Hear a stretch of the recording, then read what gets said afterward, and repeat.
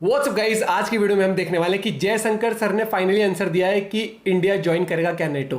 And interesting होगी video. Sir का point of view देखते हैं और वर्ल्ड अफेयर्स चैनल से वीडियो है प्रशांत दमन सर पूरी टॉपिक को अच्छे से एक्सप्लेन करेंगे। तो चैनल बने तो प्लीज सब्सक्राइब वीडियो कर दें। लाइक 1 2 3 गो। नेटो प्लस की बात हो रही थी ना। नमस्कार welcome you all to world affairs. मैं हूं प्रशांत धवन। भारत के विदेश मंत्री ने फाइनली एक प्रॉपर क्लैरिटी दे दी है नेटो के बारे में कि भारत नेटो का पार्ट बनेगा या फिर नहीं बनेगा। यहां पर आप देख पाओगे आर्टिकल।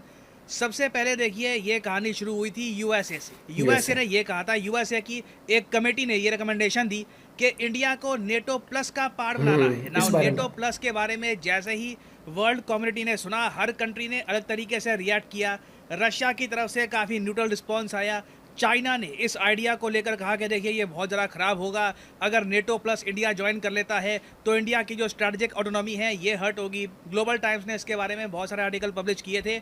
और अब आगे पूरी दुनिया की नज़र थी पीएम मोदी की विजिट पे टू यूएसए, और लोग ये देख रहे थे कि क्या इंडिया नेटो +5 का पार्ट बनेगा, जिस ग्रुप में already New Zealand, Australia, Japan, Israel, south Korea हैं। अगेन नेटो जो प्रॉपर ग्रुप है ना, नेटो ट्रीटी के जो सिग्नेटरी हैं ये आपको 31 मिलेंगे। नेटो +5 नेटो के आप कह लीजिए एक एक्सपेंशन का पार्ट है, मगर इन कंट्रीज को नेटो की जो आर्टिकल 5 की सुरक्षा है ये नहीं मिलती। मतलब कि कल को न्यूजीलैंड पे अटैक होता है अगर, तो नेटो कंट्रीज को न्यूजीलैंड की रक्षा करने की आवश्यकता नहीं है। तो ये है नेटो प्लस का कॉन्सेप्ट। और इंडिया ने ये बात अब क्लियर कर दी है कि हम लोगों को नेटो प्लस ज्वाइन करने में कोई इंटरेस्ट नहीं है। तो जो ये नेटो का टेम्पलेट है कि जी अलायंस फॉर्म कर दो तो हम पे अटैक, तो हम पे अटैक, और वैसे उसका एक एक्सपेंशन मॉडल भी होगा, ये इंडिया पे अप्लाई ही नहीं होता। तो डॉक्टर अजय शंकर ने हर तरफ से आइडिया कंप्लीटली अपनी तरफ से रिजेक्ट कर दिया है कि चाहे यूएसए अपनी तरफ से जो मर्जी कहे, इंडिया नेटो को ज्वाइन नहीं करने वाला। तो डिस्कस करते हैं इस टॉपिक को इन डेप्थ के। यहाँ पर जयशंकर साहब ने कहा क्या है, अखंड भारत वाले टॉपिक के बारे में भी इन्होंने क्या कहा है ये भी जानेंगे।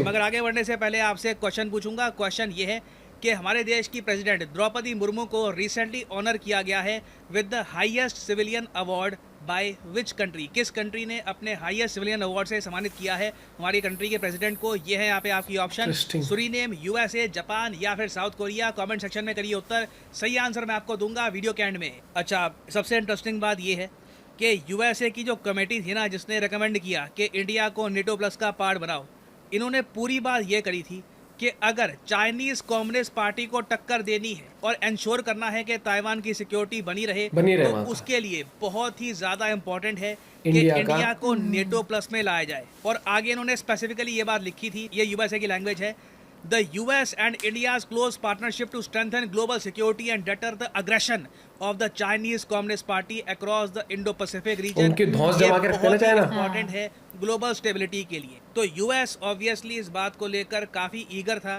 कि इंडिया को नेटो प्लस का पार्ट बनाया जाए, बट जयशंकर साहब ने बिल्कुल यूएसए के सारे आइडिया कैंसिल कर दिए हैं। और सबसे इंटरेस्टिंग बात यहाँ पर ये देखिए कि नेटो प्लस कोई अलायंस नहीं है। मैं आपको बता दूं, नेटो जहाँ पे 31 मेंबर है, ये तो प्रॉपर एक अलायंस है।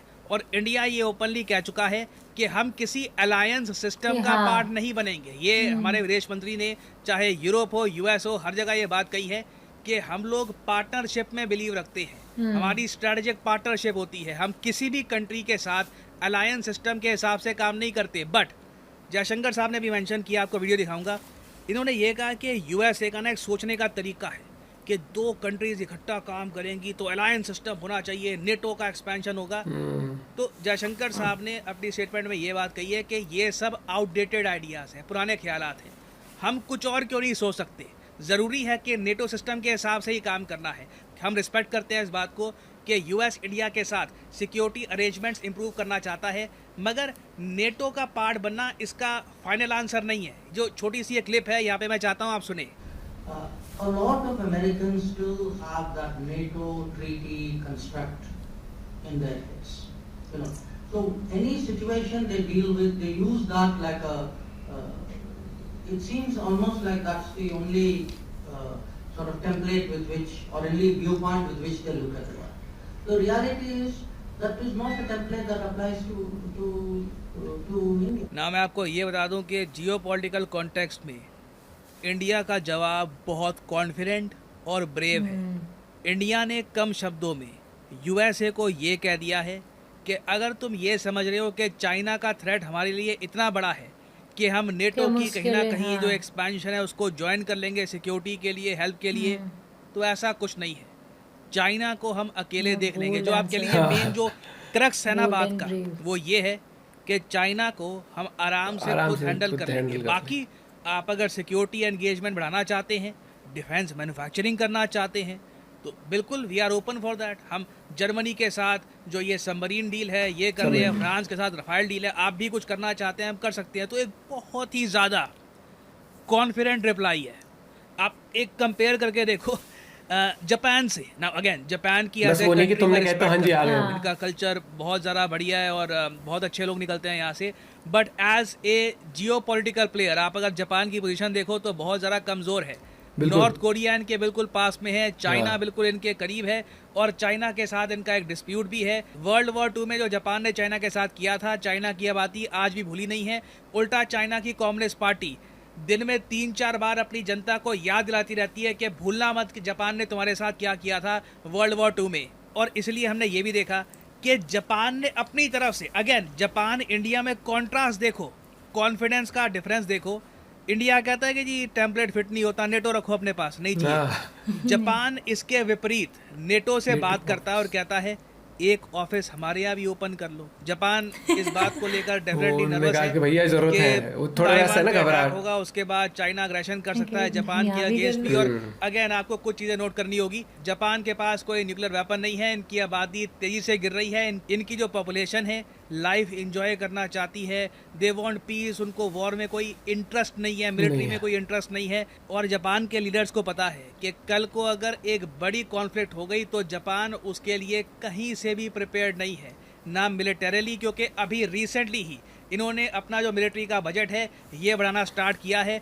तो इंडिया से कहीं से ये कंपेयर नहीं कर सकते। उसके अलावा उनका देखिए आप stance अलग ज्योग्राफिकली है। भी नोट करो, Position इंडिया अलग है। चाइना के बीच में हिमालयन माउंटेन रेंज है जो अगेन चाइना को बहुत कम ऑप्शंस देती है इंडिया के अगेंस्ट कुछ बड़ा मिलिट्री एक्शन लेने का, जबकि जापान के अगेंस्ट चाइना बहुत कुछ कर सकता है। Easily। क्योंकि यहाँ पर चाइना की नेवी एक्टिवेट हो जाएगी, इनकी विशाल नेवी एक्टिवेट हो जाएगी जो आराम से जापान को हर्ट कर सकती है। तो इंडिया ने यहाँ पर देखिए कॉन्फिडेंस दिखाया है। और जापान के लिए चिंता की बात यह है कि जो ऑलरेडी अभी नेटो के मेंबर है ना, जो फुल फ्लेजेड नेटो के मेंबर है जैसे कि फ्रांस, ये खुद ही कह चुके हैं कि जी जापान में ना नेटो का ऑफिस भी मत खोलो, नेटो की एंट्री ही मत कराओ जापान में। इस पर मैं एक अलग से वीडियो बना चुका हूँ, कल ही मैंने अपलोड करी थी कि इमैनुअल मैक्रोन ने क्यों कहा है कि जी एशिया वहाँ में पर नेटो का ऑफिस। एक्सपेंशन एक मिस्टेक है।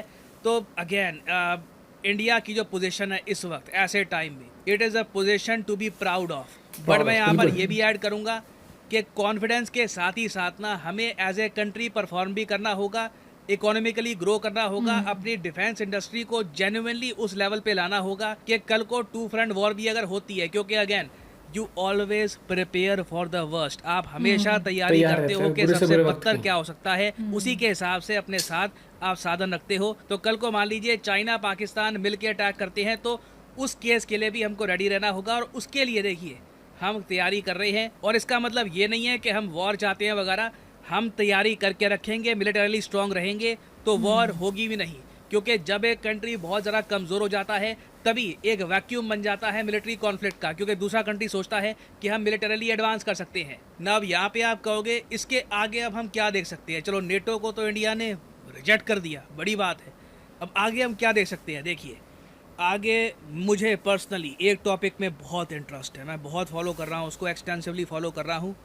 ब्रिक्स कंट्रीज़ खुद की करेंसी बनाना चाहते हैं, इंडिया का स्टांस वहाँ पे क्या रहता है वो देखना होगा। That will be very interesting to see कि क्या ब्रिक्स की करेंसी को भी इंडिया एक्सेप्ट कर लेगा। क्योंकि अगर इंडिया ब्रिक्स की करेंसी को एक्सेप्ट कर सकता है तो आराम से हम रशिया के साथ ट्रेड भी कर पाएंगे, कुछ सैंक्शंस की रोक टोक भी नहीं होगी। बट हाँ, ब्रिक्स की जो करेंसी है उसमें डोमिनेशन रहेगी चाइना की।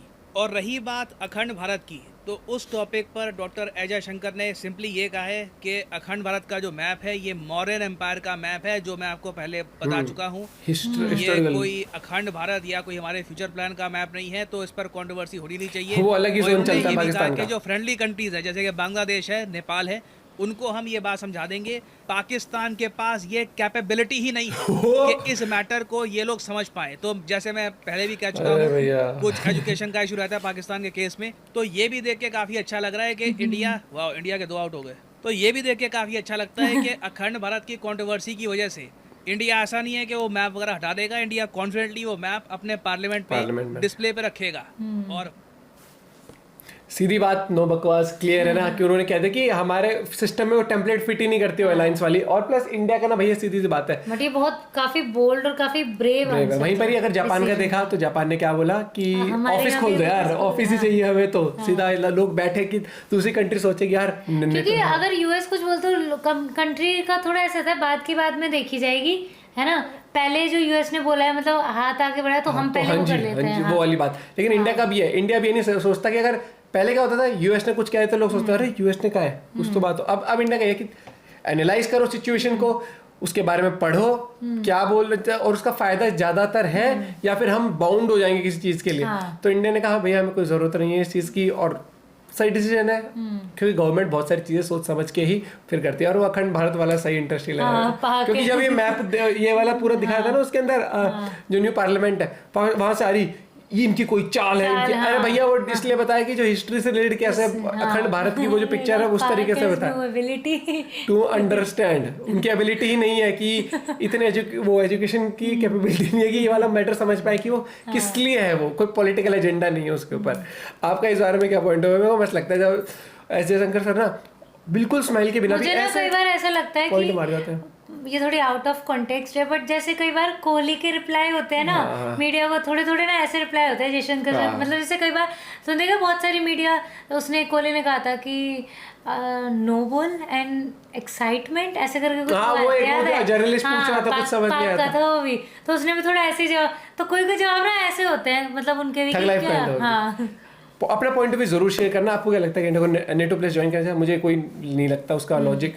बाकी मिलते हैं आपसे एक वीडियो के साथ, बाय बाय, टेक केयर।